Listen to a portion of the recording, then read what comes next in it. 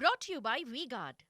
School વાહનો મુદ્દે traffic પોલીસના ડીસીપીએ પણ સ્પષ્ટતા કરી કહ્યું કે સોમવારથી સ્કૂલ વાહનોનું સરપ્રાઇઝ ચેકિંગ હાથ ધરાશે. જરૂરી લાગે તે સંજોગોમાં કડક પગલાં ભરાશે. આરટીઓ માન્ય વાહનોમાં જ બાળકો શાળાએ પહોંચશે.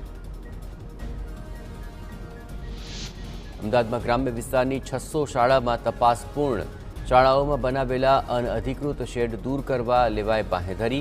7 શાળાઓમાં શેડ અને 1 શાળાની ઓફિસ સીલ થઈ. સ્કૂલોમાં શેડ સીલ કરાયા. જોકે કાલથી શૈક્ષણિક પ્રવૃત્તિ શરૂ કરવા મંજૂરી અપાઈ.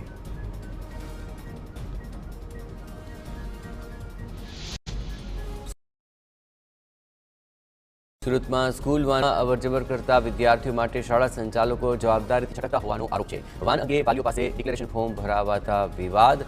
વાનની વિગતો ચકાસવાની જવાબદારી વાલીઓના શિરે નખાય.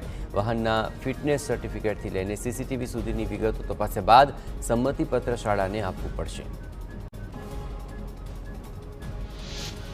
ધોરણ 11 વિજ્ઞાન પ્રવાહમાં પ્રવેશ અંગે શિક્ષણ વિભાગે મહત્વપૂર્ણ નિર્ણય લીધો છે.